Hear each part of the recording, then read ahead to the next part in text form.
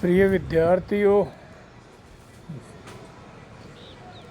मैं डॉक्टर महेंद्र कुमार शर्मा, सहआचार्य गणित, government college Rajgarh Alwar, आज आपको नए अध्याय विशिष्ट उपग्रुप एवं विभाग ग्रुप के बारे में अध्ययन करवाना प्रारंभ कर रहा हूँ। इससे पहले हमने कुछ अध्यायों का अध्ययन किया। वो परिभाषाएं विद्यार्थियों आपको सभी आनी चाहिए। आप इन अध्यायों का एक चेन बनाकर अध्ययन करें, समझ में आएगी। सबसे पहले मैं आपको ये बतलाता हूँ कि विशिष्ट उपग्रुप, जिसको अंग्रेजी में नॉर्मल सब ग्रुप बोलते हैं, इसकी क्या परिभाषा होती है, किसे कहते हैं।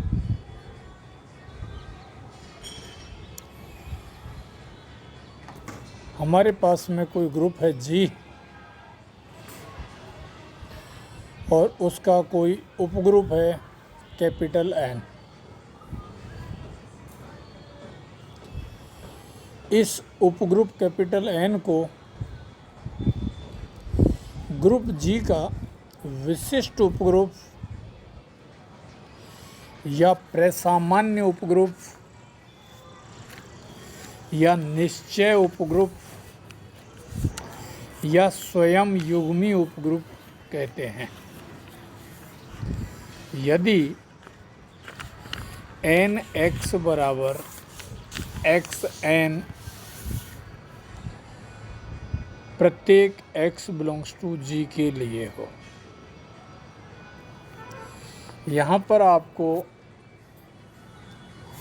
एन एक्स बराबर हमने कहा एक्स एन। जैसा बालकों मैंने आपको परिभाषा देने से पूर्व ही बोला, एन एक्स और एक्स एन क्या होता है। एन एक्स जो है ये एक सहसमुच्चय के रूप में है, जिसको दक्षिण सहसमुच्चय के नाम से पुकारा जाता है। और एक्स एन जो है ये भी एक सहसमुच्चय है, जिसको वाम सहसमुच्चय के रूप में जाना जाता है। सहसमुच्चय की परिभाषा हमने उपग्रुप के अध्याय में आपसे डिस्कस की थी। या तो उस उपग्रुप के लिए ये कंडीशन सेटिस्फाइड हो, और ये सेटिस्फाइड नहीं होती तो दूसरी कंडीशन और भी है। यदि प्रत्येक x बिलोंग्स टू जी और कैपिटल और तथा small n belongs to capital N के लिए x n x इनवर्स, ये आपका कैपिटल N का अवयव होना चाहिए।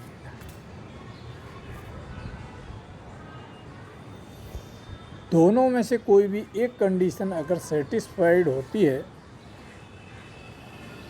किसी ग्रुप के उपग्रुप के लिए,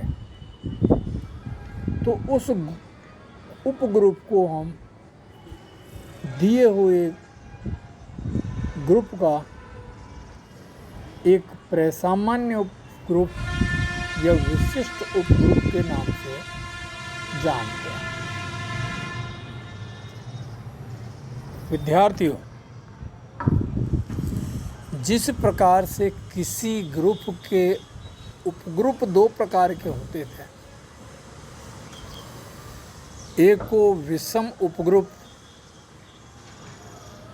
और दूसरे को उचित उपग्रुप कहते थे, वैसे ही जो प्रसामान्य उपग्रुप है ये भी दो प्रकार के होंगे। एक होगा विषम विशिष्ट उपग्रुप, जिसमें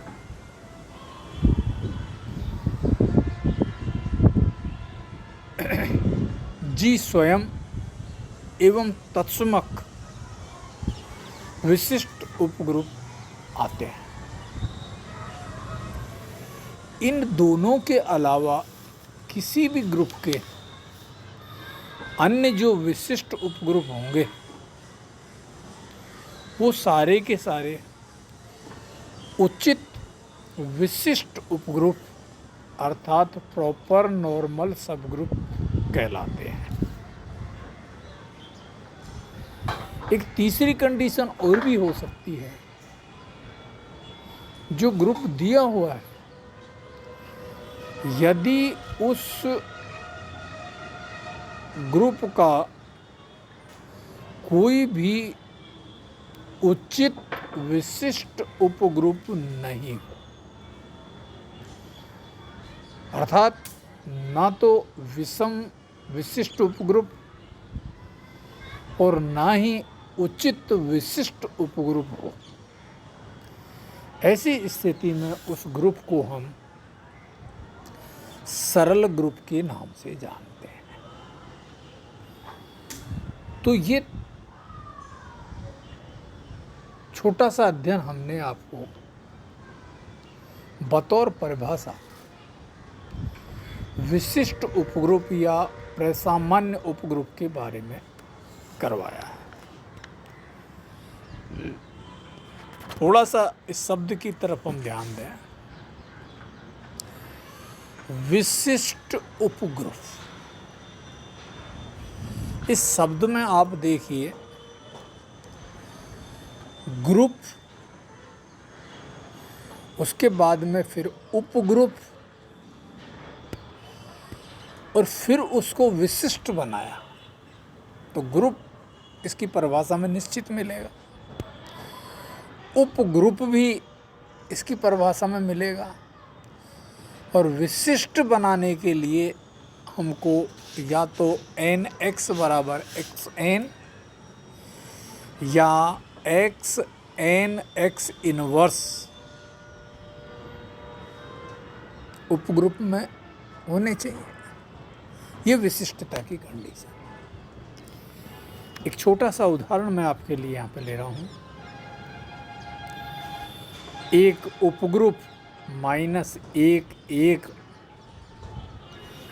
किसी ग्रुप G -1 माइनस आयोटा का एक प्रसामान्य उपसमूह होता है। यहाँ पर जो परिभाषा है वो अवलोकन करने पर संतुष्ट हो रही है।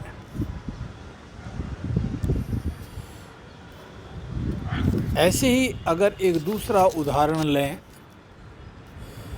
अभाज्य कोटि का प्रत्येक ग्रुप एक सरल ग्रुप होता है। बात आई ग्रुप की कोटि क्या होती है। ग्रुप की कोटि ग्रुप में उपस्थित अवयवों की संख्या होती है, और अगर वो कोटि अभाज्य हो जाएगी ग्रुप की तो उसको हम क्या कहेंगे बालकों, एक सरल ग्रुप के नाम से पुकारेंगे। कुछ सामान्य सी प्रमेय मैं आपके सामने यहाँ पे रख रहा हूँ, जिनकी कथन मैंने यहाँ पे आपके लिए रखे हैं, और वो कथन प्रमेय की परिभाषा में सहजता से प्रमाणित होते हुए हमको नज़र आ रहे हैं। पहला है, किसी क्रम विनिमय ग्रुप का प्रत्येक उपग्रुप एक विशिष्ट उपग्रुप होता है। द्वितीय जो प्रमेय है वो है हमारे पास में, चक्रीय ग्रुप का प्रत्येक उपग्रुप एक विशिष्ट उपग्रुप है। ये दोनों ही प्रमेय बड़े सरलता से हम यहाँ पर परिभाषा से ही प्रमाणित कर सकते हैं। यहाँ पर चक्रीय ग्रुप की बात आई। चक्रीय वो ग्रुप एक अवयव के द्वारा जनित होगा। एक अवयव से जो जनित होता है उसको अपन चक्रीय ग्रुप कहते हैं। एक प्रमेय जो मैं यहाँ पर आपके सामने प्रमाणित करूँगा उसका कथन निम्न प्रकार से है। ग्रुप जी का कोई उपग्रुप कैपिटल एन एक विशिष्ट उपग्रुप होगा यदि और केवल यदि एक्स एन एक्स इनवर्स बराबर कैपिटल है, प्रत्येक एक्स बिलोंग्स टू जी के लिए। फल को यहाँ पर यदि और केवल यदि लगाया है। प्रमेय को हमको दो भागों में प्रमाणित करना पड़ेगा। एक भाग आवश्यक होगा, दूसरा पर्याप्त होगा। या फिर पहले अपन प्रमेय के कथन को प्रारंभिक भाग को लेंगे और अंतिम भाग को प्रमाणित कर देंगे और उसके बाद में अंतिम भाग को लेंगे और प्रारंभिक को। प्रमेय का कथन है एक ग्रुप जी दिया हुआ है और उसका एक उपग्रुप दिया हुआ है। जो उपग्रुप है वो प्रसामान्य उपग्रुप हो जाएगा यदि एक्स एन एक्स इनवर्स बराबर कैपिटल एन हो जाए। प्रमाण कुछ इस तरीके से है। जी एक ग्रुप ले लेंगे हम और कैपिटल एन को एक उपग्रुप ले लेंगे। ये जो उपग्रुप है ये विशिष्ट उपग्रुप है। अतः एक्स का कोई जी का कोई अवयव एक्स और कैपिटल एन विशिष्ट उपग्रुप का कोई अवयव एन हमने लिया। चूँकि एन जी का एक विशिष्ट उपग्रुप है अतः x N x inverse belongs to capital N हो जाएगा। ये इम्प्लाइज करेगा x N x inverse, N यहाँ कैपिटल होगा, ये कंटेंड इन एक एन हो जाएगा। पुनः x capital N x inverse contained in N प्रत्येक एक्स बिलोंग्स टू जी के लिए ये इम्प्लाइज करेगा कि x inverse capital N x inverse का इनवर्स कंटेंड इन एन, क्योंकि जी के अवयव एक्स के लिए जो कंडीशन अप्लाई हुई वही कंडीशन एक्स के विलोम अर्थात एक्स इनवर्स के लिए भी यहाँ पर अप्लाई होगी। और इससे हमारे पास में N contained in x N x inverse आ जाएगा। इन दोनों समीकरणों को हम अर्थात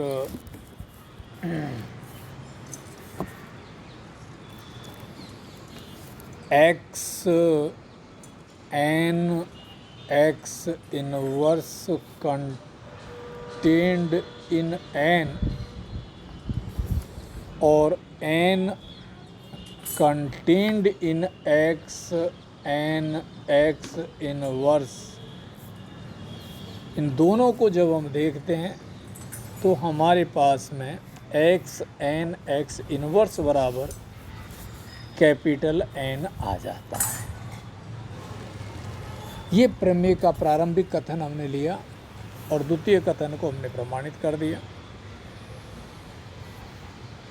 इसको आवश्यक भाग भी बोलते हैं।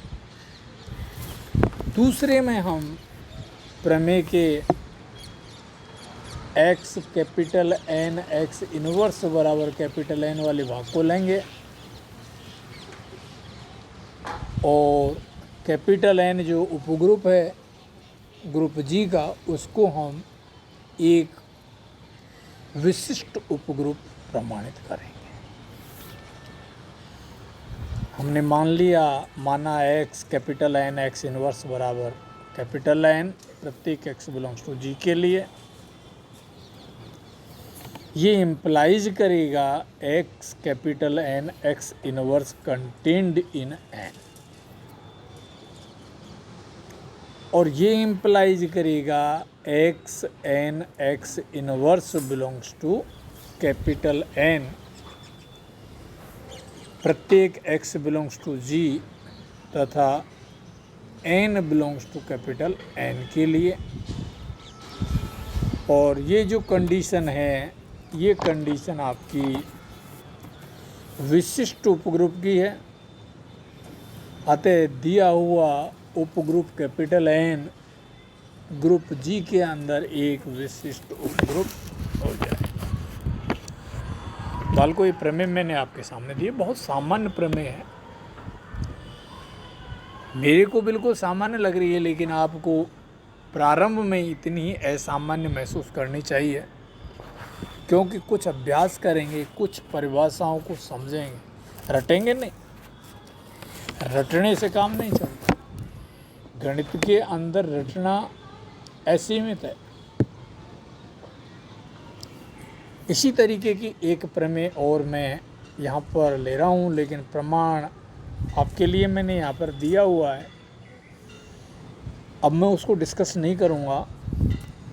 किसी ग्रुप G का कोई उपग्रुप कैपिटल N एक विशिष्ट उपग्रुप होता है।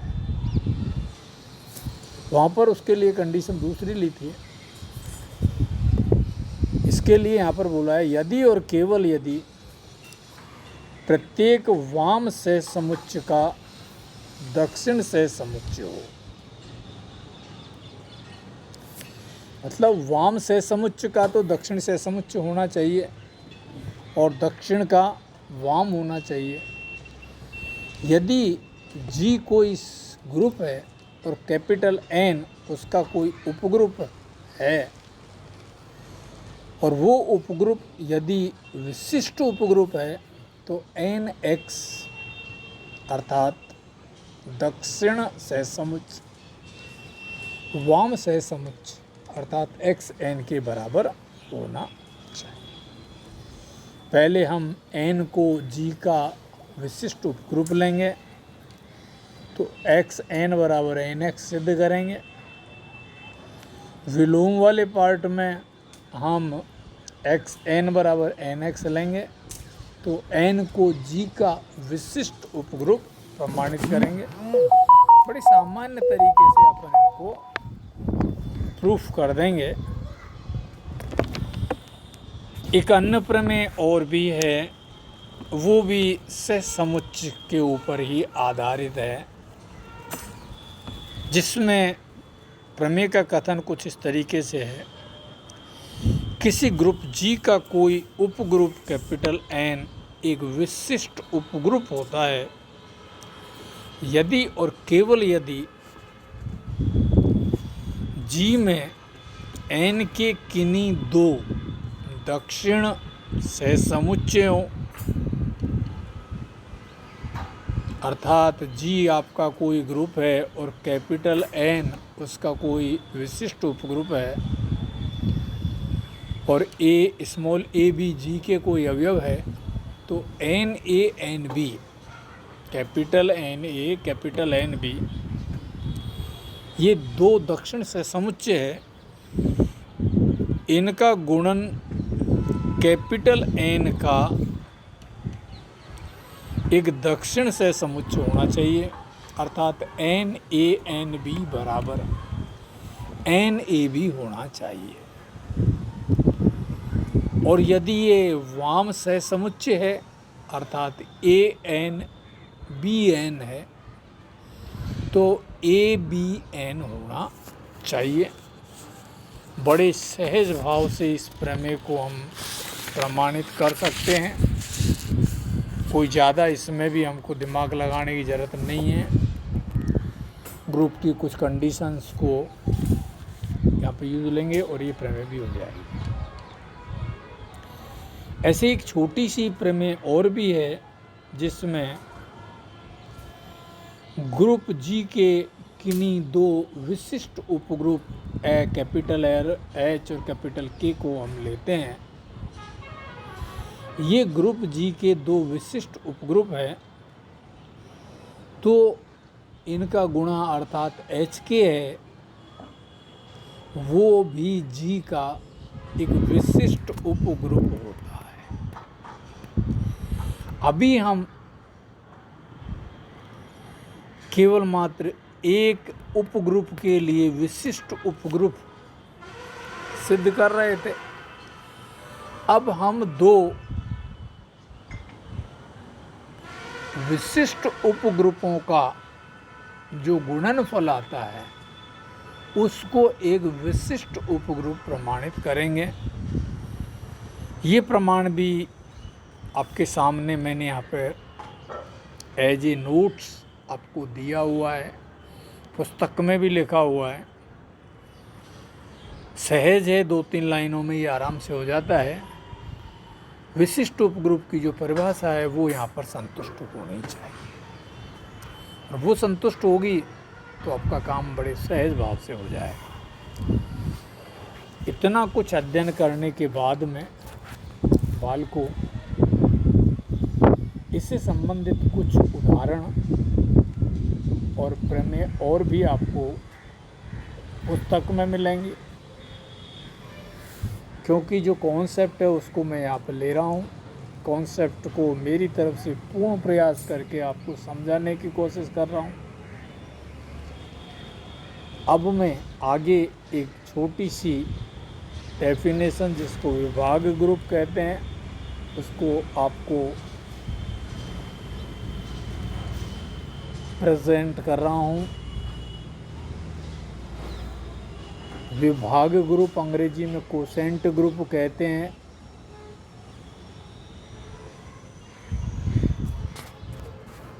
थोड़ा सा इसकी स्टेज को पहचानने की कोशिश करें। विभाग ग्रुप आपका बालकों विभाग ग्रुप की जो परिभाषा है वो आपको मैं बतला रहा हूँ। यदि जी कोई एक ग्रुप है और कोई कैपिटल एच जी का एक विशिष्ट उपग्रुप है, तो एच के सभी सह समुच्चयों का समुच्चय, अर्थात सह समुच्चय दो प्रकार के होते हैं, एक वाम और एक दक्षिण। इन सब सह समुच्चयों का एक समुच्चय जो होगा उसको हम G/H से व्यक्त करेंगे। और यदि G/H सह समुच्चय गुणन अर्थात HAHB बराबर HAB हो तो G/H को H के सापेक्ष G का विभाग ग्रुप या खंड ग्रुप फैक्टराइज ग्रुप कहते हैं। संक्रिया विद्यार्थियों यहाँ पर सह समुच्चयों के गुणन के लिए अर्थात HAHB बराबर HAB। ये संक्रिया आप योग की भी ले सकते हो। योग की लोगे उस स्थिति में H + A plus H + B जो गुणा हो रहा था उस गुणा को हटा के हम योग रख देंगे।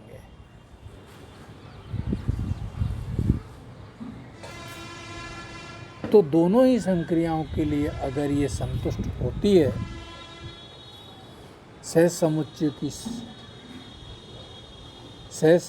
के समुच्चय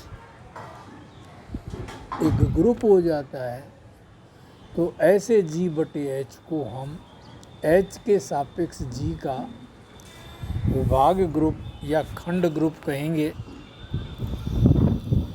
इससे संबंधित प्रमेय और उदाहरण अगले व्याख्यान में अध्ययन करेंगे। आज यहीं पर समाप्त करते हैं। धन्यवाद।